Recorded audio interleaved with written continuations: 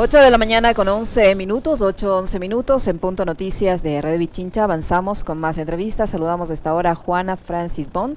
Ella es presidenta de la Fundación de Acción Social y Mujeres de Asfalto. Con ella vamos a analizar la situación de violencia que se vive especialmente en Esmeraldas. En las últimas horas, ¿cómo está Juana? Buenos días, bienvenida, gracias por acompañarnos en Punto Noticias de Radio Pichincha. Estamos con usted Alexis Moncayo, quien le habla, Licenia Espinel. En las últimas horas, le decía, el ministro del Interior, Juan Zapata, desmintió al subcomandante de la zona de Esmeraldas, quien había denunciado esta falta de acción estatal, de presencia estatal, que la policía había sido superada por la delincuencia organizada, que habían alrededor de 1.500 tiguerones en la cárcel de la localidad y 3.000 más en las calles, y que se habían sobrepasado en cuanto a capacidad para defender a la ciudadanía de la violencia. En las últimas horas, el ministro del Interior prácticamente ha desmentido estas declaraciones y ha anunciado una serie de acciones, entre ellas incrementar el número de policías para la localidad en 200, así como equipamiento, etcétera, etcétera, una serie de ofrecimientos. Y dice que la policía todavía tiene el control de la seguridad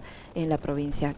Como ciudadanos, como ustedes que hacen el seguimiento incluso del estado de ánimo de la gente allá, ¿es así? ¿Se sienten protegidos? No, primero, buenos días con todos y con todes. Lo principal es que si estuviera todo tan controlado, ¿por qué van a invertir más recursos en poner 26 destacamentos a nivel de la provincia de Esmeraldas y no reabren un hospital? O sea, la realidad es que la incertidumbre sobre el tema de seguridad en la provincia es terrible. Las condiciones en las que están manejando, además, en las que se han manejado los toques de queda y estado de excepción, es no reconocer la radiografía de desigualdad que tiene la provincia de Esmeraldas. En estos momentos, la octava provincia del país, pero con el índice de pobreza más alto, con la falta de acceso a educación, salud, agua potable, temas que se traducen además en un abandono estatal. Y cuando hablamos de seguridad, por desgracia, la política del Estado ha sido simplemente aumentar el presupuesto en armamentos, en más destacamentos de policía, pero no en resolver temas álgidos o temas de crucial importancia como son el acceso a derechos. Yo creo que una de las cosas, uno de los errores que ha cometido el gobierno anterior y el actual es simplificar o reducir el debate de la seguridad a temas armamentales y no a reconocer la falta de gobernabilidad y la ausencia, ¿no?, del Estado en varios territorios del país. ¿Cómo está, Juana Francis? Qué gusto saludarle, buenos días. A ver, yo quisiera que usted nos pueda confirmar esta noticia. Hace algunos minutos nada más me habían compartido el tuit del colega Darío Robinson, de allá de Esmeraldas, quien en su cuenta daba, informaba que el jefe policial en Esmeraldas, hasta el viernes anterior, William Caze, que fue quien reveló estos datos de que las cárceles estaban tomadas por los tiguerones, de que tenían 1.500 personas controlando la cárcel y 3.000, 4.000 personas afuera, sometiendo al miedo a la población. William Caze habría sido ya removido del cargo y se le enviaría como coordinador policial para procesos electorales en las próximas horas. Este documento fue suscrito el pasado viernes 21 de octubre por el director nacional administrativo de talento humano, el general de distrito Henry Román Tapia. ¿Usted tiene información sobre esto, de que William Caze ya ha sido removido y de que al momento Esmeraldas no tendría un comandante general? Mira, una de las cosas que pasa acá en Esmeraldas es que por momentos somos como el armario de Narnia, ¿no? O sea, por un momento pasan cosas y por otro momento se desconoce. Yo sé que lo que compartió Darío es un documento oficial. Desgraciadamente, eso que vemos, al inicio de mi intervención hablaba justamente de la falta de gobernabilidad, ¿no? Y es la falta de claridad de la institución hacia los ciudadanos también. De seguro está pasando. Yo no entiendo por qué quieren ocultar información sobre la situación de Esmeraldas. Creo que está siendo extremadamente negligente al no reconocer la realidad de la provincia y sobre todo de las múltiples crisis. Han naturalizado además el nivel de asesinatos en la provincia desde las autoridades, los silencios de una gobernadora que también reconocemos que desde su postura, desde su rol como gobernadora, tampoco es que tiene tantos elementos para hacer. Yo prefiero no asumir temas de bandas, creo que eso le corresponde justamente a los oficiales de policía. Lo otro que sí quisiera aclarar es que hay muchos medios de comunicación expuestos en la provincia. Hay que hablar sobre la seguridad de quienes hacen comunicación y sobre quienes dan información. Y por eso hemos preferido que nuestras líneas discursivas vayan pensadas y habladas desde cuáles son las prioridades en la agenda pública de la provincia y qué exigimos al gobierno, sobre todo en temas de seguridad en estos momentos. No hay que normalizar que los padres de familia salgan corriendo con sus hijos de las escuelas, que los padres ya no sientan la seguridad de mandar a sus hijos a la escuela, y eso también identifica un problema de acción humanitaria. Esmeraldas no está preparada para la ola de violencia que tenemos. Yo creo que ninguna provincia del país lo está. Pero también la institucionalidad no ha dado respuestas efectivas para sentirnos seguros y seguras, para que nuestras instituciones además tengan elementos y que además tengan protocolos para actuar. Entonces, no es posible que continuemos con una cantidad de paranoia en las calles y de miedo. No es normal que además de eso veamos que nuestros niños ya no lloran, y sí nos preocupa, ¿no? Ver un cadáver a un adulto nos asusta, pero que a un niño no pase eso. Wow. Creo que los niveles de violencia en los que está en estos momentos la provincia exige además que nos volteen a mirar desde otra manera y no con los límites que está haciendo el gobierno o con las ausencias de información como lo estamos viendo. Juana, sobre ese tema, sobre el estado de ánimo de la población, todo lo que usted nos está narrando, y claro, usted está allí, lo siente, lo está viviendo. Sin embargo, el ministro del Interior dijo este fin de semana en esta rueda de prensa en compañía de autoridades de la policía que la gente está cayendo, que no debe dejarse llevar por los rumores, que no debe, que lo que buscan es crear una psicosis colectiva, que son estrategias psicológicas para generar el pánico. Que no deben dejarse llevar, esto en referencia a las decisiones que adoptaron incluso por parte de instituciones del Estado, de trabajar hasta la media jornada, de cerrar los negocios más temprano por la ola de inseguridad. Usted está diciendo que lo que están viviendo es real y es a diario, o sea, no es una crisis de pánico. Y mira, yo creo que la ausencia de información del territorio ocasiona además que tomen con simplicidad estas cosas, ¿no? ¿Por qué el ministro no viene a hacer oficina de la provincia de Esmeraldas?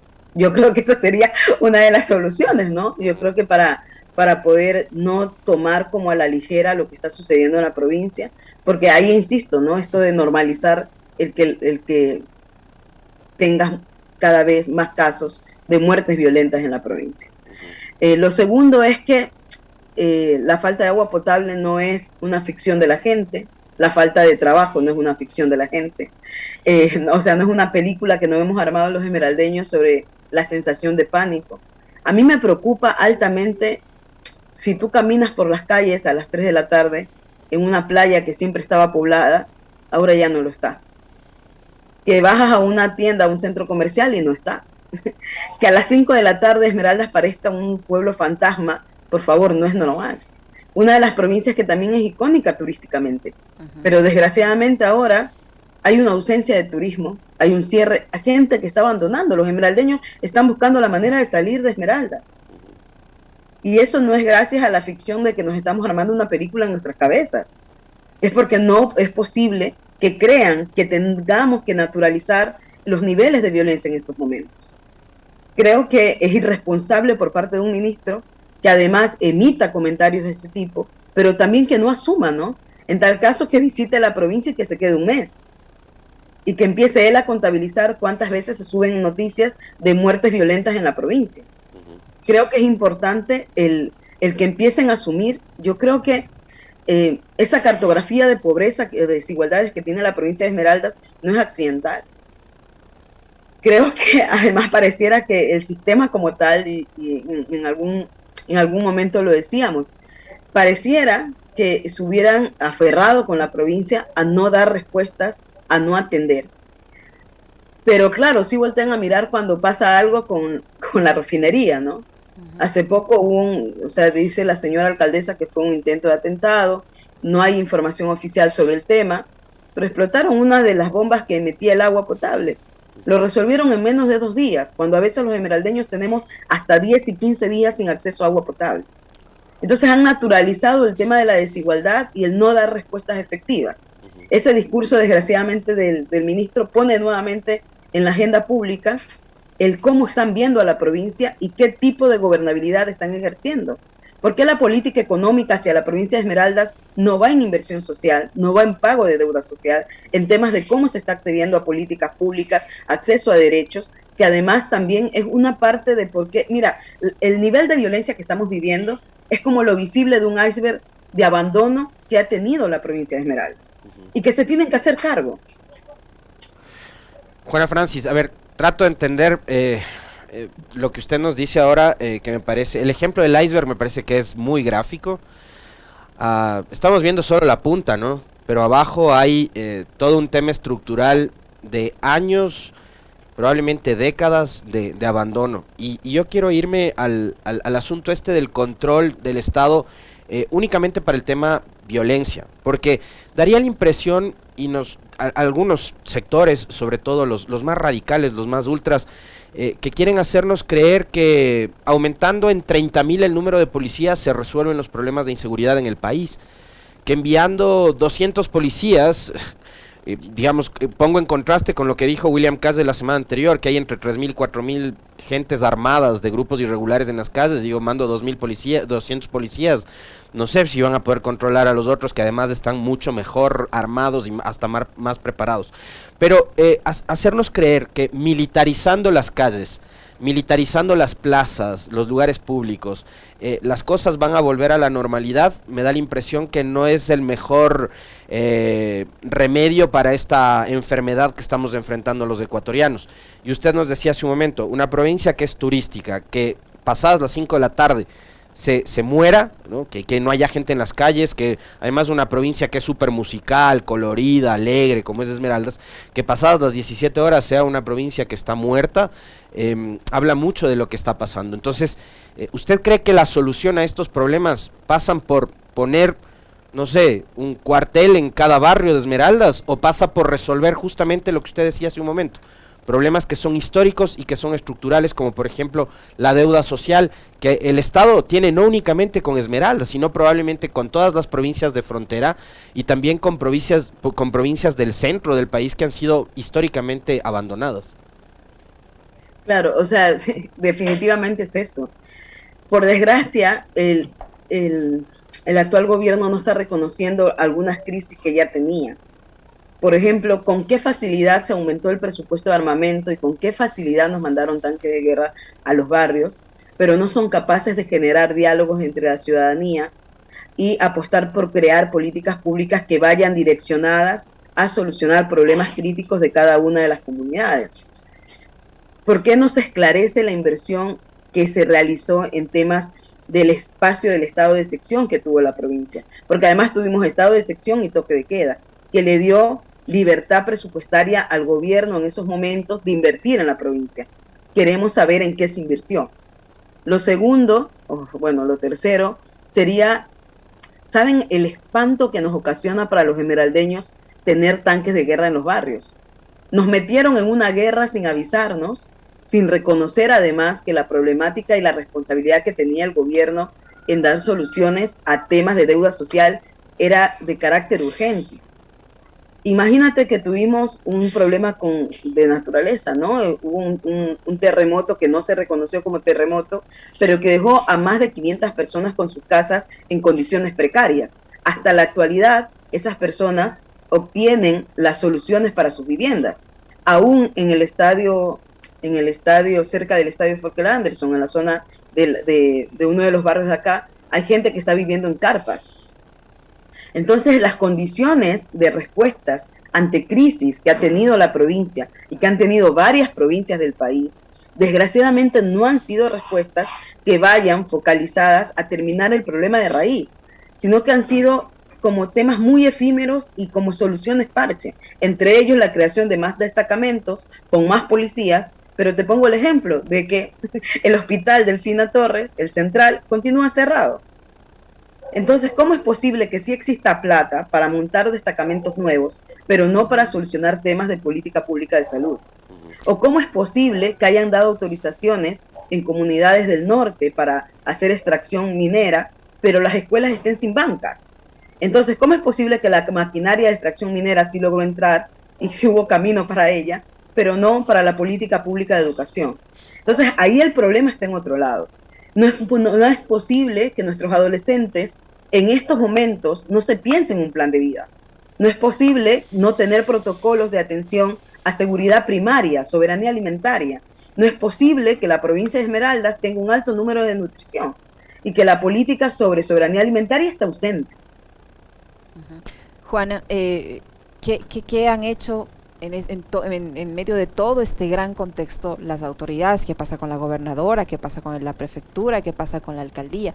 ¿Por qué no salen a decir nada? ¿Por qué no toman protagonismo como lo ha hecho en las últimas horas, por ejemplo, el alcalde de Santo Domingo?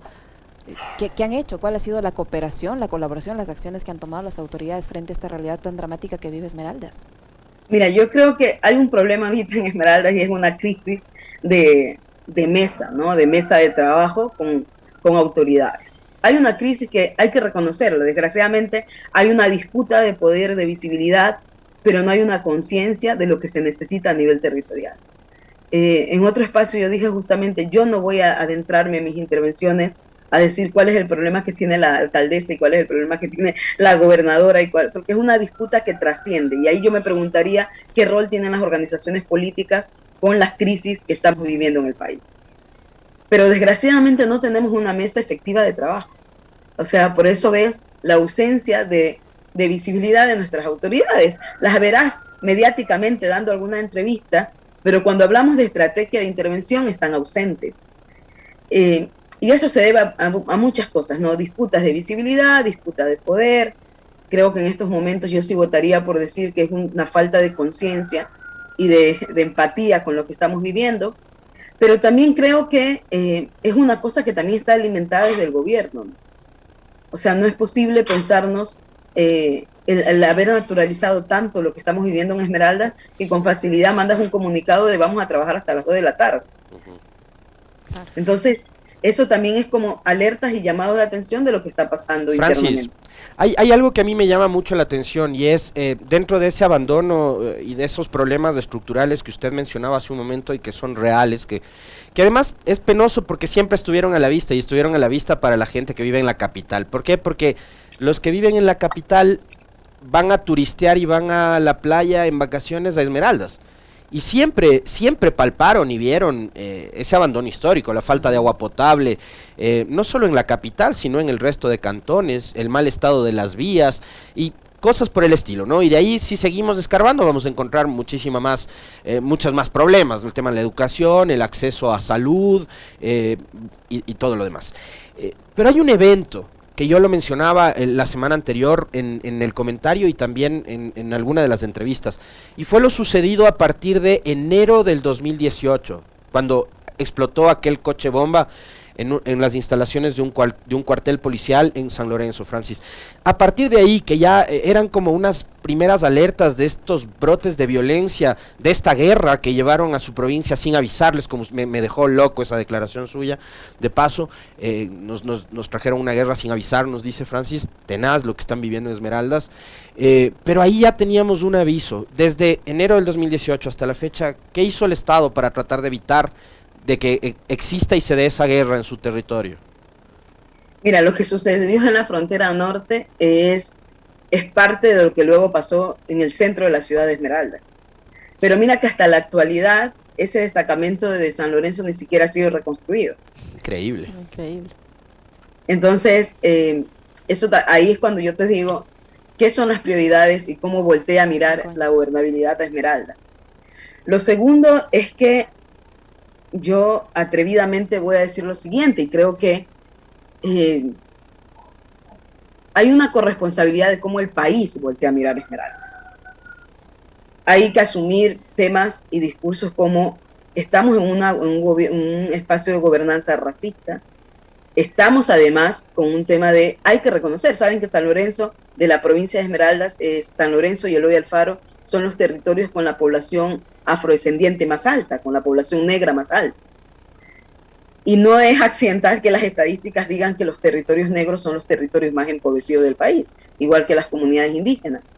Los pueblos y nacionalidades continúan siendo no la agenda de la política económica del Estado. Lo otro es que hay que reconocer también que desgraciadamente salimos de un gobierno que no tenía planificación, que no tenía ni siquiera claridad en la política económica y que no había transparencia en la inversión pública. Y volvemos a otro que pareciera que su lobby y su agenda está pensada hacia el sistema empresarial. Por eso vamos a ver más proyectos extractivistas que inversión social en la provincia de Esmeraldas. Lo tercero es que continúan el discurso de nuestros ministros del Interior, de nuestra agenda pública, desde el gobierno, con pensar que el tema de seguridad solamente se reduce a más armamento, aunque las respuestas en Esmeraldas no hayan sido distintas. Y lo que pasa en San Lorenzo, desgraciadamente también representa eso que estoy insistiendo en toda mi intervención, el tema del abandono público, la falta de transparencia en la política económica. No hay inversión social. Y eso es lo que tenemos como resultados. Esa falta de inversión social, Juana, y la cercanía de estos territorios, de esta provincia, con el vecino país, donde hay serios problemas de seguridad también, temas relacionados con guerrilla, con narcotráfico, con paramilitarismo, etcétera, ¿también está pasando factura, Esmeraldas? Mira, Colombia está solucionando su problema. Hace poco nosotras tuvimos la oportunidad de estar invitadas justamente por el Consejo de Seguridad en Colombia, haciendo un intercambio sobre estrategias de paz y seguridad, convenios que además ha firmado el Ecuador. Y una de las cosas que reconocemos con el caso de Ecuador y Colombia, y primero que históricamente Ecuador y Colombia, sobre todo la frontera norte, compartimos una historia que tiene que ver desde cómo comemos, desde qué prácticas tenemos, nuestras prácticas culturales, nuestras formas además de dinámicas económicas y demás, de nuestro comercio. Pero también reconocemos que mientras Colombia está avanzando a diálogos ciudadanos de paz, en Ecuador no le quieren apostar a eso. En Ecuador ni siquiera quieren sentarse la autoridad o los ministros o las subsecretarias y demás, que las hemos invitado públicamente, ¿no? La anterior ministra de Derechos Humanos se le invitaba a la provincia. Pero imagínate que ellos dicen que tienen agenda pública privada de no sé qué, que tienen miedo y que no sé cuánto. O sea, ellos sí pueden tener miedo, nosotros no. Entonces, para nosotros sí hay una ficción, pero para ellos no. Entonces, creo que sí, hay una cercanía con el otro, pero también hay que reconocer que las dinámicas internas de cada país y de sus problemáticas te hacen buscar otras soluciones.